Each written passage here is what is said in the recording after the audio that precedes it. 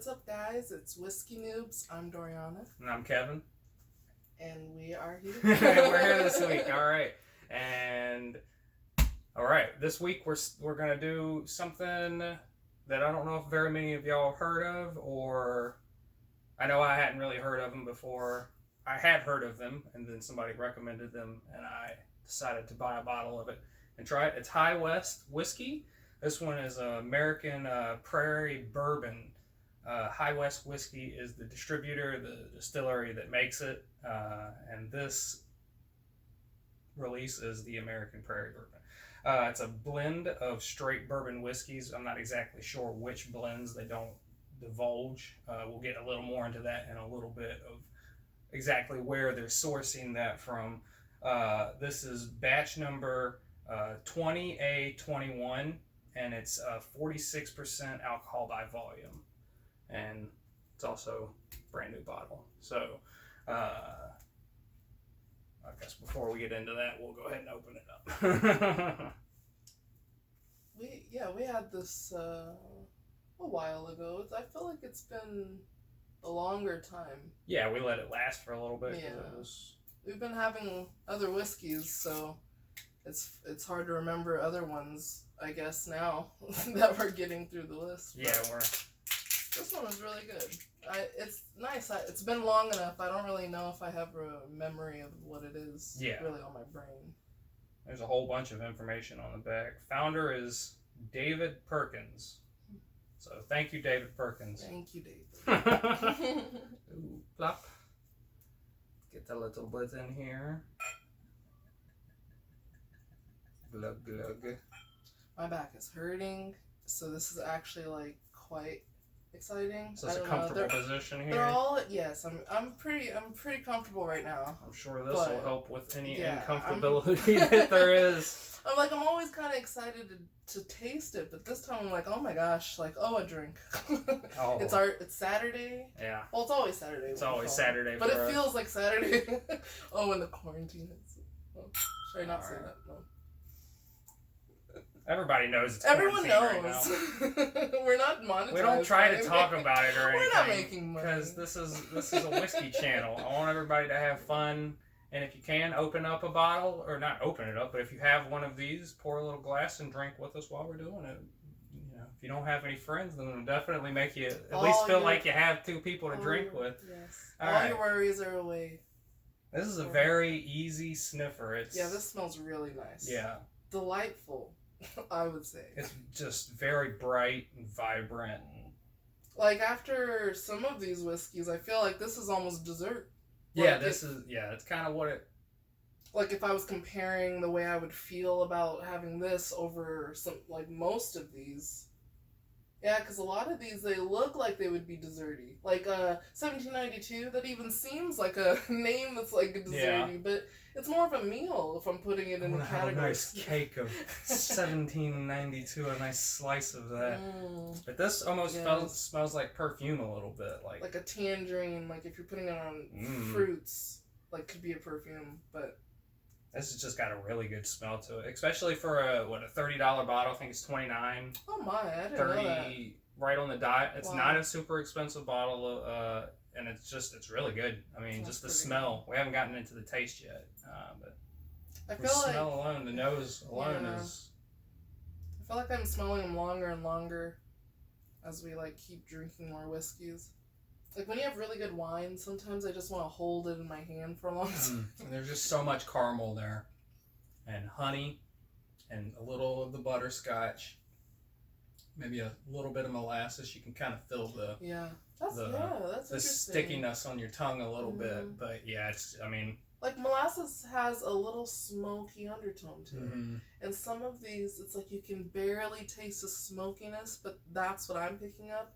Which is like in the molasses. But I feel like I missed the molasses flavor. So where do you think this distillery's at? I don't know why, I just wanted to say Tennessee, really fast. No, you're a ways away. It's actually Utah. Oh, I was going to say Midwestern. Yeah, High West Distillery is located in Park City, Utah. So thank you, Utah, for this. Why did I say Tennessee when it's High West? But they were founded in 2007. So it's not a super old distillery, but it was the first legally licensed distillery in Utah since the end of Prohibition. So they waited all the way from Prohibition to 2007 before they're like, yeah, let's open a distillery in Utah. Wow, my brother went to trade school in Utah, and I wonder what it was like now for him. In trade school, you're old enough to drink, I think. I wonder, what that was like. If I asked him if there was, an issue. Well, you have alcohol in Utah. Yeah. Well, I don't know how much. Well, yeah. Utah kind of strikes me as one of those really more Puritan... conservative places. Well, I mean, North Carolina's conservative, and they got liquor stores everywhere. Yeah, but Utah kind of hits... That's why I said Puritan, Yeah. we live this life... Yeah, I guess conservative doesn't mean you're not going to drink. I know quite a few conservatives that are drinking right now, so... Yeah, I don't know. But the cool thing about this one, and some people do not like this, a lot of whiskey for some people is age statements. How old is this? Is it 10 years? I don't drink anything unless it's 10 years aged, and that's just, to me, very snobbish, because there's lots of things that we've had. Like Monkey Shoulder isn't aged. It's a blended Scotch whiskey, and I love Monkey Shoulder. It's a great, easy to drink Scotch that, has a lot of things going for it, but it's not a 10-year aged Scotch. Ardbeg 10, that's your classical aged Scotch. It's or Lagavulin 16, something like that. I've been aged for 16 years, and those have their place. You know what I mean? I love Ardbeg 10, as we demonstrated in the last episode, but it doesn't have to be good. And in this case, they are known for getting a lot of their whiskeys from a distillery called MGP, which is Midwest Grain Products, and they basically they're a huge distilling plant, and they make spirits that are sold privately to a lot of distilleries. So say a distillery has only been open for a while, and they're like, well, we gotta, if we want to sell this stuff and it's aged a certain amount of time, what are we gonna make no profits for 4 years or 10 years? So what are you gonna do? You buy spirits from MGP, and you can select. They've got their own barrels, and they've got, each barrel is going to taste differently than the other barrel. So they have a bunch of whiskey, say bourbon. We've made this bourbon, and you can pick the barrel, you can buy the barrel, and so that's what they'll do. They'll send their sommelier in and test a bunch of barrels, and they'll pick that stock, and then they'll blend it with their stuff that's not ready yet to create things that they can go ahead and get out on the market. Because if they've only been open since 2007, say they wanted to sell a 10-year aged whiskey, they'd have to wait until 2017. Are you going to go 10 years without making profit? That's not a very good business model. So, they buy their spirits from MGP and mix them. And MGP is located in, Lawrenceburg, Indiana. So Lawrenceburg, Indiana is known for having a bunch of stuff, and there's a lot of Whistle Pig. I've talked to you about them. The Bullet Rye that we have, that's an MGP product. So it's easier to do that than hold off, or things distilleries will make vodka. Things that you don't have to age. Right. So we can just get it out and sell it. Or you can buy from MGP and still make a very good bourbon. This is pretty top of the list for me. Yeah, I mean, that just shows if you really want to make something versatile, you can get that. Because a lot of people in a business, I don't know, they would probably just find another... I don't know what you would do. Or you can make gin. You can do things it's nice to still be able to do the whiskey. And you never know what you're going to get. You never know. And there are some, that will sacrifice quality to get it out quicker. Say, there's barrels that say we've aged it for a month. Right. Or some of them say we've aged it for at least 10 seconds. Right. And you're like, okay. like it's a process and it wasn't able to make something this good. I wonder if they would still send it out. But if someone really, lucked up, I guess, on it tasting good, that would be interesting. Or did something knowing it would taste better. So time for the holy whiskey straw. Yes. You want to do a little drop of water in there. Let's get the old pink water bottle out. Oh, you got it open. Huh? Sometimes these are a pain to...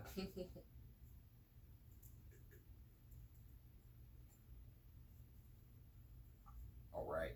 Perfect drip amount without spilling water everywhere. Must not have a whole lot of... I don't see anything trailing from the water droplet, so it's not very oily. But it did make like Got the fruit. smell. Yeah. It does smell smokier. Like every time Smoky? we put I get nothing but fruit and sweetness now. I feel It's like like a it jam smelled- almost. Yeah, it smells almost like jelly to me now. Then again, might have been because I had a PB&J earlier, but Yeah, I feel like when you eat something, it definitely takes on that flavor. Like parts of it that taste like that. yeah, that's come out definitely true.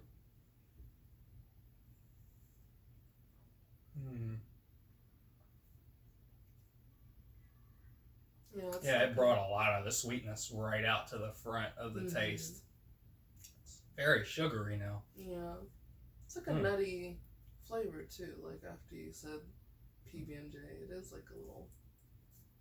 I might That's get a why I little think of that it was- meaty nutness that's there, but it's the very back of my tongue. It's hard for me.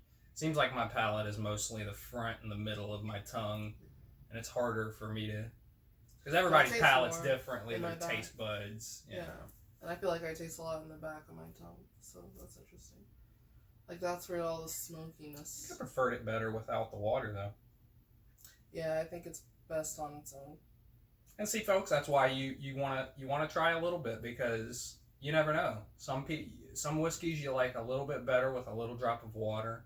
Some people put 2 or 3 drops of water in there, especially something like a barrel proof or something like that. Some people cannot drink it unless it's been watered down. Yeah, I feel like I like it with a little water just because it's so rough. But this isn't rough.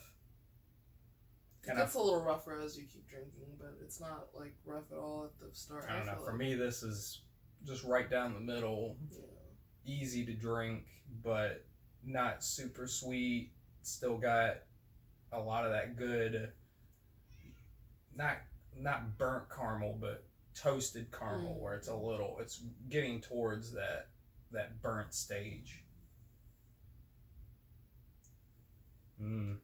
But yeah, this is a definite recommend, folks. So if you haven't tried it before and you can find it, it's a pretty widely distributed brand of whiskey. From what I've seen, a lot of people can find it. So $30 here in Oregon. Not sure, it.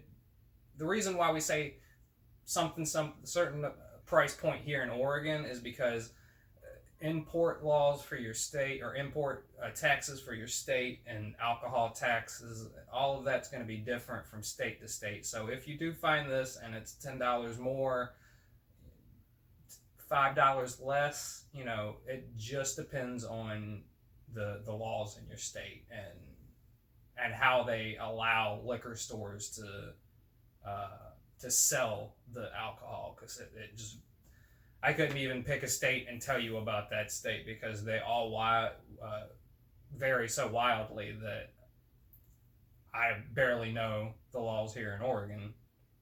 Yeah, it is. Oregon is a different type of place too. I don't know. I feel like a lot of the things are different here, so I feel like I constantly want to make sure to look up. Because here, everything's called liquor store, or cork and barrel liquor store, something like that. But from all of my time in North Carolina, I remember them being called ABC stores. And I don't know if that's so kids don't, recognize them. Oh, that's a liquor store, even though you would have went there with your parents, and then they would have come back out of this store with a big bottle of liquor. Don't worry about it. It's not like you wouldn't have contributed these two things together sooner or later. And an ABC store, that's where I go get my liquor at. I'm not exactly, but see, that's just the difference in between the two states that I've lived in personally.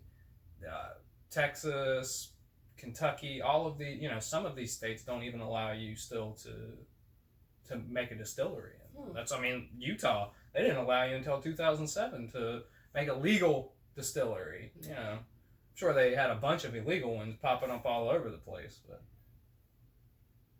all right, well, do we have anything else to remember to post this on? Anything you'd like, your Facebook, your Instagrams, your MySpaces.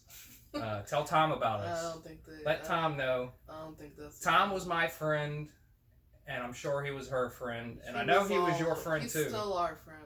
And deep down in my heart, Tom is still my friend, and I'll never forget you, Tom. I hope he sees this. I hope you see this, Tom. Great. This is great. I want to let you know. I'm so glad you brought this up. When I had no friends, Tom, you were my friend. And now we're just trying to be your friend with whiskey. There you go. All right, well, that's this week's review of High West Whiskey, American Prairie Bourbon. So, again, we're glad that you stopped in and watched us. And cheers to you. Cheers. And make sure to continue to love yourself.